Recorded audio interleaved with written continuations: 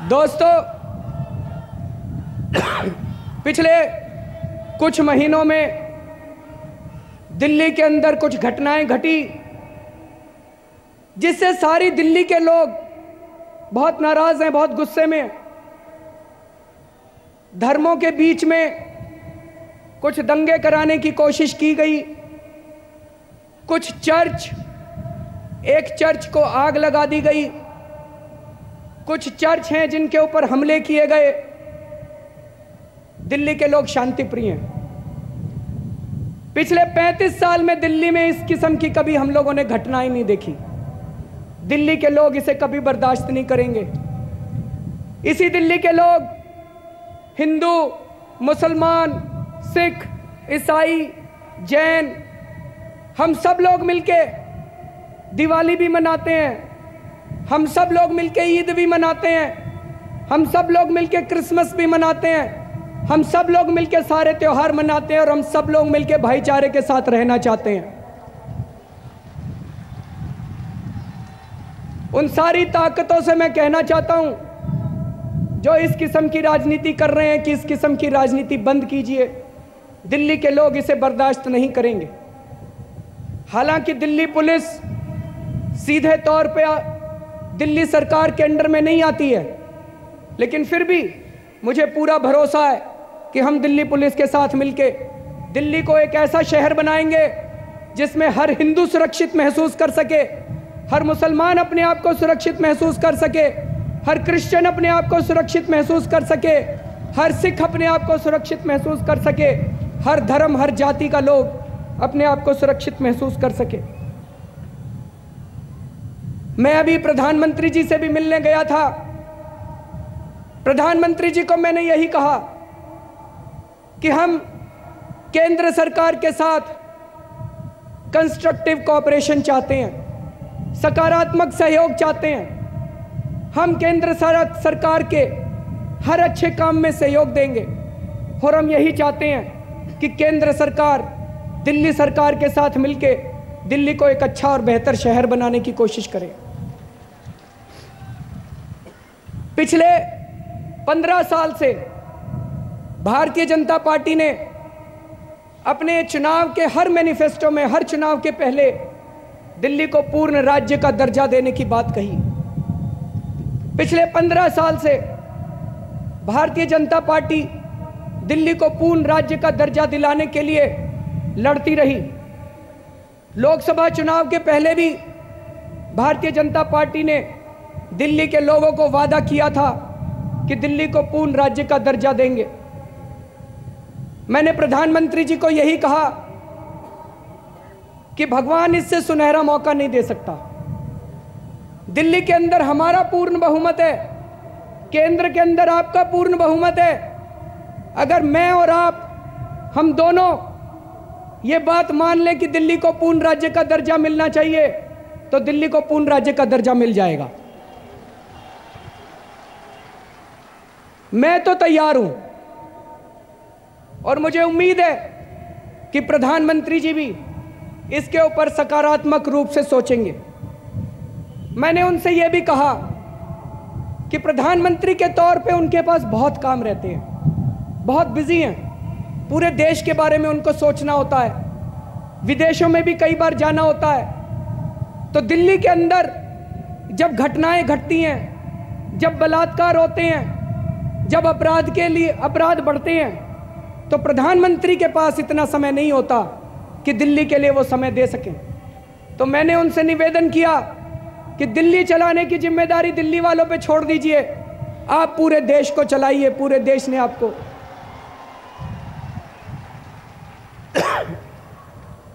तो दोस्तों, ये आम आदमी की सरकार सबकी सरकार है। चाहे आपने हमें वोट दिया या नहीं दिया, मैं आप सबका मुख्यमंत्री हूं।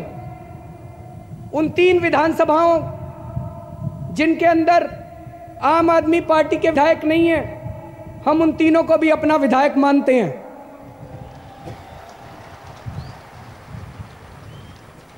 हम उस किस्म की राजनीति नहीं करेंगे। मैंने देखा है चुनाव के बाद कुछ पार्टियां बैठ के बूथ की एनालिसिस करती हैं, इस बूथ से हमें वोट नहीं आए, इस बूथ से। हमारे लिए पूरी दिल्ली हमारा बूथ है जी। पूरी दिल्ली के लोगों की सेवा करनी है, सब लोगों को मिलके दिल्ली बदलनी है। और दो शब्द व्यापारियों के लिए। दिल्ली के व्यापारियों ने इस चुनाव में बहुत सहयोग दिया। अब एक छोटी सी गुजारिश करना चाहता हूं, सरकार चलाने के लिए तो पैसा चाहिए। मैं आप सब लोगों से, दिल्ली के सभी व्यापारियों से, सभी लोगों से आज मैं ये वादा करता हूं कि आपको कोई भी विभाग आके तंग नहीं करेगा, कोई भी विभाग आके आपसे पैसे नहीं लेगा। आप खुल के धंधा अपना बिजनेस करो। हम चाहते हैं कि आपका बिजनेस बढ़े, हम चाहते हैं कि उद्योग बढ़े, लेकिन अपना सब लोग अपनी इच्छा से पूरा टैक्स भर देना। और मैं ये वादा करता हूं, हो सकता है अभी तक जो आप टैक्स देते थे वो टैक्स में से कुछ पैसा चोरी हो जाता था, अब कम से कम आप जो एक एक पाई दोगे, आपके पैसे को मैं चोरी नहीं होने दूंगा। आपके दिए हुए टैक्स की एक एक पाई को आपके बच्चों की शिक्षा पे लगाएंगे, अस्पतालों पे लगाएंगे, सड़कों पे लगाएंगे, आपकी मार्केट को ठीक करेंगे, पार्किंग बनाएंगे, महिलाओं को सुरक्षा देंगे, बिजली पानी ठीक करेंगे, एक भी पैसे की चोरी नहीं होने देंगे। इसलिए दिल खोल के टैक्स दीजिएगा। मैं 49 दिन में मैंने एक चीज सीखी थी, सरकार में पैसे की कमी नहीं है, पैसा बहुत है जी, नीयत की कमी है। अच्छी नीयत वाले आते हैं तो इसी पैसे में खूब विकास हो सकता है। जब से हमारी सरकार को बहुमत मिला है, जगह जगह से मेरे पास फोन आ रहे हैं। किसी ने कहा, भाई साहब आपने 20 कॉलेज बनाने के लिए बोला है, 3 कॉलेज बनाने का पैसा मैं दूंगा। किसी ने कहा कि भाई साहब फलानी जगह स्कूल बनवा दो, उसकी जमीन मैं दूंगा। किसी ने कहा कि भाई साहब 1000 सीसीटीवी कैमरे मैं दूंगा सरकार के लिए। दोस्तों, मैंने तो एक ही चीज सीखी है, इस देश की जनता बहुत अच्छी है, जनता को गले लगा लो, जनता अपना विकास खुद ही कर लेगी। दोस्तों, हम लोग दिल्ली से एक और नई किस्म की शुरुआत करना चाहते हैं। ये वीआईपी कल्चर खत्म करना चाहते हैं जी। आप खुद ही बताओ, आपको अच्छा लगता है क्या कि जब सड़क के ऊपर से कोई बड़ा मंत्री जा रहा हो और सारी सड़क 1 घंटे के लिए बंद कर दी जाए, सारा ट्रैफिक जाम हो जाए? या आपको अच्छा लगता है क्या कि लाल बत्ती की गाड़ी लगा के कोई मंत्री पू पू पू पू टू टू करता हुआ निकल जाए? मुझे पता चला है कई यूरोप के डेवलप्ड कंट्रीज में, विकसित देशों में, वहां के प्रधानमंत्री आपको बस स्टैंड के ऊपर खड़े मिल जाते हैं। हम ऐसा कल्चर क्यों नहीं ला सकते? समय लगेगा। उसी की एक शुरुआत हमने 49 दिन में की थी, जब हमने कहा कि कोई भी लाल बत्ती अब दिल्ली सरकार की किसी की गाड़ी के ऊपर लाल बत्ती नहीं लगेगी, ना मुख्यमंत्री की गाड़ी के ऊपर लगेगी, ना मंत्रियों की गाड़ी के ऊपर लगेगी। लेकिन फिर से मेरा मीडिया के साथियों से हाथ जोड़ के अनुरोध है, इसका मजाक मत उड़ाओ। हम कहते हैं हम लाल बत्ती नहीं लेंगे, मीडिया वाले कहते हैं देखो इन्होंने गाड़ी ले ली, गाड़ी ले ली, गाड़ी। अरे गाड़ी नहीं लेंगे तो काम कैसे करेंगे? बताओ, बिना गाड़ी के मंत्री काम कैसे करेंगे? जो एक अच्छी शुरुआत है, जो उसकी भावना है, उसकी कद्र करने की हम सब लोगों की बराबर की जिम्मेदारी है। अब देखना 3 दिन के बाद शुरू होगा, केजरीवाल बड़े बंगले में चला गया, केजरीवाल बड़े बंगले में चला गया।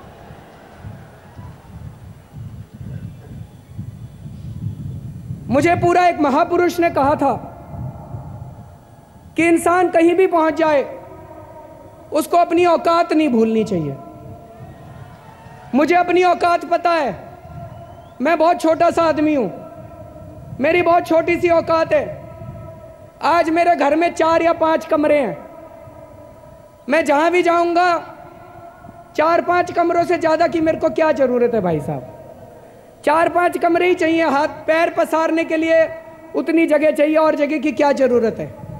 लेकिन एक दफ्तर की तो जरूरत पड़ेगी, नहीं तो मुख्यमंत्री काम कैसे करेगा। आप सब लोग रोज मेरे से सवेरे मिलने आया करोगे तो 400-500 लोगों के बैठने की तो जगह जरूरत पड़ेगी, कुर्सियां तो बिछाऊंगा वहां पे, नहीं तो काम कैसे करूंगा। तो बस इतनी जगह लूंगा मैं, इतना ही बड़ा मकान लूंगा, और बड़ा मकान नहीं लूंगा, चिंता मत करो। किरण बेदी जी की मैं बहुत इज्जत करता हूं,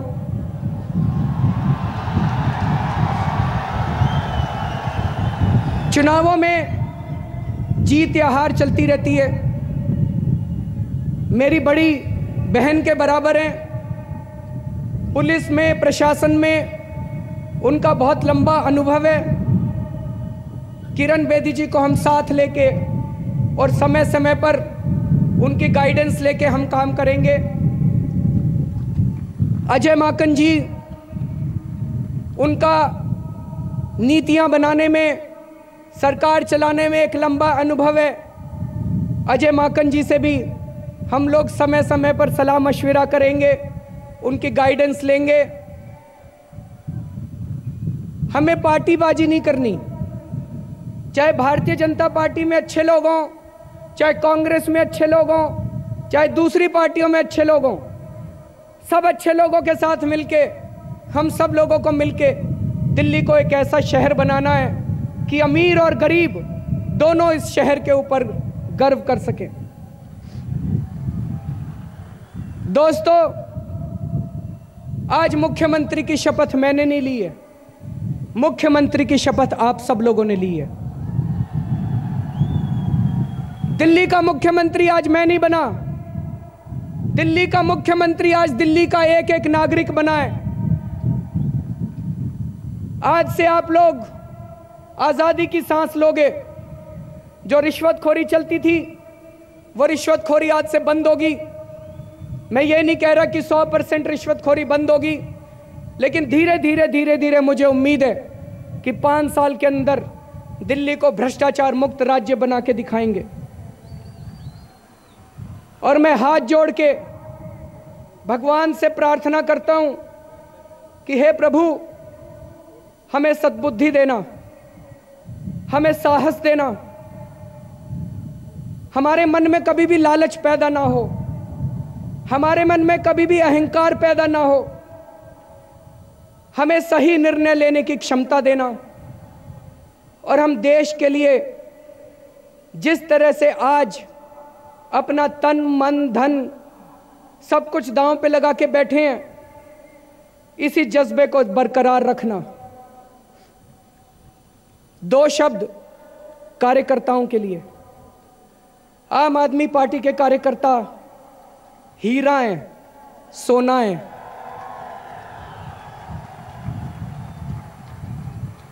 कई बार आंखों में आंसू आ जाते हैं उनकी कहानियां सुन के। मुझे तो फिर भी, इन लोगों को तो फिर भी, एमएलए को तो फिर भी शोहरत मिल गई, पद मिल गया, लेकिन उन लोगों को क्या मिला जो अपनी अपनी नौकरियां छोड़ के बैठे हुए हैं, जो अपनी अपनी दुकानें बंद करके बैठे हुए हैं। दोस्तों, वो गुमनाम चेहरे, उन लोगों ने बहुत मेहनत की है।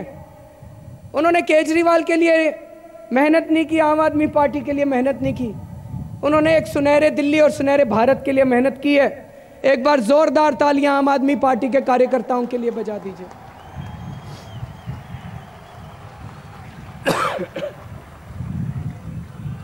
मैं उम्मीद करता हूं कि भारत की हमारी टीम इस बार जरूर वर्ल्ड कप जीतकर वापस लौटेगी।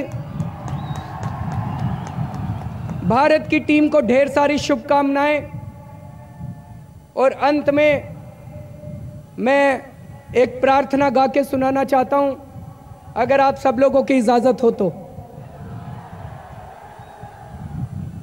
मैं चेतावनी दे देता हूँ, मैं गाता बहुत ख़राब हूँ और आप सब लोग जानते हैं मेरा गला भी बहुत ख़राब है, लेकिन इसके शब्द बहुत अच्छे हैं। आज जब समाज के अंदर जाति और धर्म के नाम पे जहर घोलने की कोशिश की जा रही है, हम इस जहर की राजनीति को प्यार और मोहब्बत की राजनीति से बदलना चाहते हैं। मैं एक एक लाइन बोलूंगा और आप मेरे पीछे पीछे दोहराएंगे।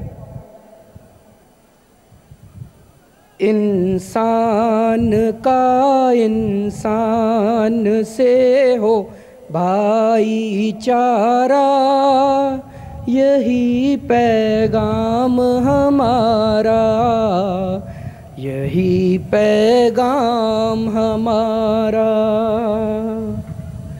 इंसान का इंसान से हो भाईचारा, यही पैगाम हमारा, यही पैगाम हमारा। हर एक महल से कहो कि झोंपड़ियों में दिए जलाए, हर एक महल से कहो कि झोंपड़ियों में दिए जलाए। छोटों और बड़ों में अब कोई फर्क नहीं रह जाए, छोटों और बड़ों में अब कोई फर्क नहीं रह जाए। इस धरती पर हो प्यार का घर घर उजियारा, यही पैगाम हमारा, यही पैगाम हमारा। इंसान का इंसान से हो भाईचारा, यही पैगाम हमारा, यही पैगाम हमारा। भारत माता की इनकलाब, इनकलाब, वंदे